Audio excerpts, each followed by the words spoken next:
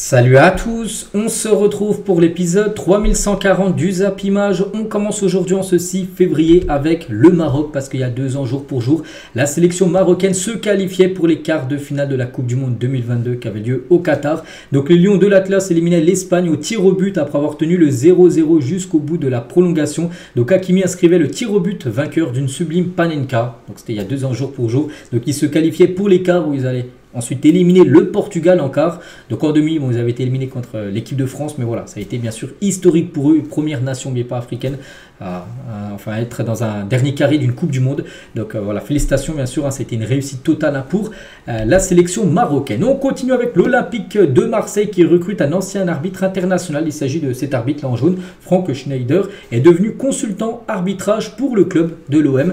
Donc il est en contact direct avec le staff pour expliquer des situations précises, rappeler des règles ou effectuer de la prévention sur certaines attitudes. Présent à chaque match à domicile, il a pour mission d'éclairer en temps réel la direction sur des faits de jeu ou des situations litigieuses. En gros, il va aider les joueurs pour dire voilà, si tu fais ça avec ton bras, ben, ça peut faire faute, ça peut faire penalty. Voilà, en gros, il a été employé par l'Olympique de Marseille par rapport à ça. Donc voilà, concernant cet ancien arbitre. Et toujours du côté de Marseille, on va parler du Marocain Bilal Nadi, revient de loin à l'OM après sa grave blessure. Il est décrit comme travailleur du côté de Marseille. Donc Roberto De Zerbi compte sur lui. On pourrait peut-être le voir jouer après-demain, bien sûr, contre l'AS Saint-Etienne. Et concernant certains matchs de l'OM, comme un match contre le PSG, donc OM, je sais pas, OL par exemple, ou même un PSG-OL, on va dire les matchs à risque. Donc en gros, une billetterie nominative. Donc en gros, c'est-à-dire maintenant quand tu prendras ton billet, il faudra qu'il y ait ton nom dessus, nom et prénom. Donc une billetterie nominative va prochainement voir le jour pour certaines manifestations sportives, dont certaines rencontres de Ligue 1 en particulier. Donc ces matchs-là. Donc la mesure est prise pour lutter contre la persévérance des chants homophobes et des violences dans les stades et concernera aussi les matchs des différentes équipes de France et de Coupe de France. Voilà. Pour que si quelqu'un est identifié par une caméra par rapport à un chant homophobe, et ben tu sais en gros c'est qui parce que il y aura son nom et prénom sur en gros le billet. Bref, on va parler de toute autre chose, on va parler un peu du mercato et le Paris Saint-Germain est séduit par le profil du jeune turc Kenan Yildiz, très bon joueur de l'équipe de la Juventus Turin. Donc le club de la capitale suit de près l'évolution de l'international turc. Bon, il n'y a pas que le PSG, j'ai pu voir qu'il y a Manchester United, Arsenal et Liverpool qui le ciblent. Donc lui il est en contrat jusqu'en 2029 du côté de l'équipe de la Juve. Donc on verra parce qu'il a un long contrat à la Juve, mais voilà, le Paris Saint-Germain est intéressé. On va parler de ce joueur les gars, Mahamadou Diarra, ancien joueur de Lyon mais également ancien joueur du Real Madrid. Et ben pour l'instant c'est toujours le seul joueur africain de l'histoire à avoir été capitaine du côté du plus grand club du monde, bien sûr. Si on regarde les Ligues des Champions remportées, il s'agit bien sûr du Real Madrid. Annonce de Pierre Sage sur le mercato hivernal de Lyon. Il a dit il y aura des mouvements pendant le mercato. Donc là, ça a bougé à Lyon. La vérité se situera sur le début du mois de janvier. Certains auront des opportunités de partir, d'autres de jouer. On sait que ça sera un peu agité, mais ça sera plus calme que l'hiver dernier. Parce que l'hiver dernier, souvenez-vous, à Lyon, ils ont fait une première partie de saison honteuse. Ils étaient derniers. Et du coup, ils avaient fait un gros mercato hivernal pour essayer de se maintenir. Bon, c'était maintenu, même ils allaient arracher une place pour jouer à l'Europa League. Donc là, il y aura des mouvements, mais ça sera moins important que lors du mercato de janvier 2024. Mohamed Salah, quel joueur les gars, c'est qu'on est aujourd'hui le 6 décembre, il a des stats comme ça, toutes compétitions confondues, il est déjà 15 buts et 12 passes D quand même, Salah, donc décisif déjà 27 fois depuis le début de la saison.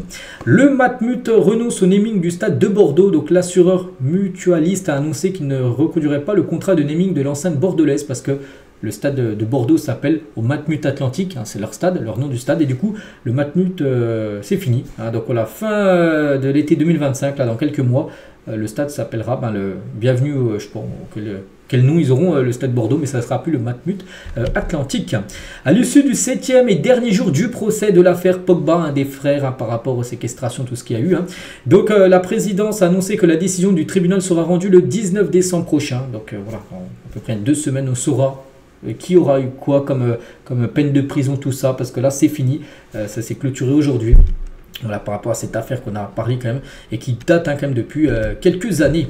Officiel, le Racing Club de Lens renomme son centre d'entraînement la Gervais Martel Gaillette, voilà, par rapport au président bien sûr, enfin ou ex-président de cette équipe lensoise. Philippe Diallo, donc président de la Fédération française de football, il a dit à un petit but, hein, la France aurait terminé l'année 2024 en tête du classement FIFA. Je crois que beaucoup de nations nous envieraient. Voilà, il parle par rapport à la situation de l'équipe de France. Hein, c'est que cette année 2024, bon, il y a eu du bon, hein, comme la première place en Ligue des Nations, mais il y a eu du moins bon peut-être. L'euro, bon, c'est pas non plus un euro échec, hein, ça a quand même atteint les demi, mais bon, on sait que le jeu prôné par l'équipe de France n'a pas été super, mais il a dit un petit but à la France aurait terminé simplement l'année 2024 en tête du classement FIFA. Officiel, l'AC Milan dévoile un maillot collector pour célébrer les 125 ans du club. Je crois que je vous l'ai montré hier, hein, sur ma chaîne principale, mais c'était une maquette, c'était pas encore officiel cette fois-ci, ça l'est officiel. Et il est sublime, hein, ce maillot collector de l'AC Milan porté par Raphaël Léo. Il est sublime, un rouge et bien sûr noir, les couleurs de Milan, donc tiens, porté par Théo Hernandez avec le short blanc, les chaussettes noires, ou même le maillot de gardien bien sûr porté par Mike Maignan. Et toujours avec les maillots de foot, hein, officiels, le PSG réédite son mythique maillot domicile 2001-2002, le sponsor Opel de l'époque. Donc voilà, aussi ce maillot va sortir là sur la boutique officielle du PSG, vous pouvez vous procurer ce maillot vintage, hein, du Paris Saint-Germain. Ancelotti sur le niveau de Kylian Mbappé, donc je n'ai pas évalué désolé, le jeu d'un joueur à cause d'un pénalty qui est parfois marqué, parfois manqué, hein. Il est évidemment triste, déçu, mais il faut continuer, c'est bien plus que 1% son niveau au Real Madrid par rapport à celui du PSG. Il n'est pas son meilleur niveau, il le sait, hein, que Mbappé n'est pas son prime au Real, mais il faut lui laisser le temps de s'adapter. Il a marqué 10 buts et travaille pour faire mieux. Voilà, donc bien sûr, il garde toujours espoir avec Kylian Mbappé. Il ne va pas le mettre sur le banc lors de la prochaine rencontre. Non, bien sûr, c'est toujours un titulaire indiscutable du côté du Real Madrid. Et toujours, tiens, au Real, donc le Real Madrid veut prolonger Raúl Asensio. Vous savez, ce tout jeune défenseur central là qui joue depuis quasiment un mois, qui avait remplacé Militao.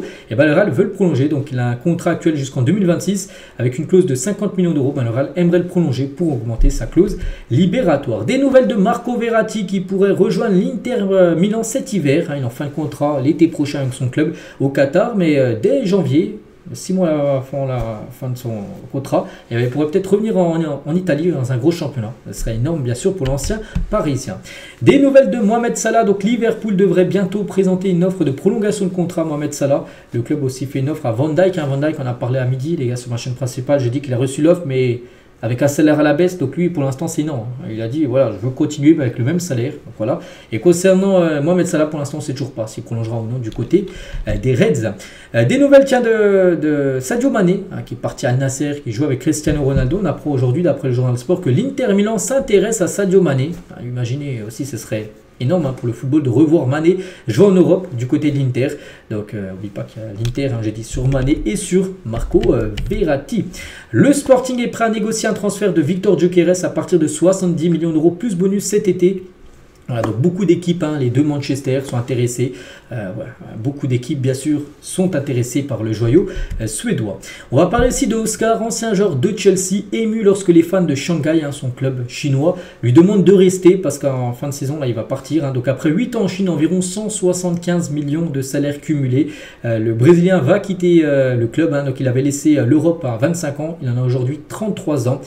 Oscar, il avait quitté à l'époque Chelsea pour rejoindre le championnat chinois pour des gros salaires, tout ça. Donc voilà, en gros, il va partir.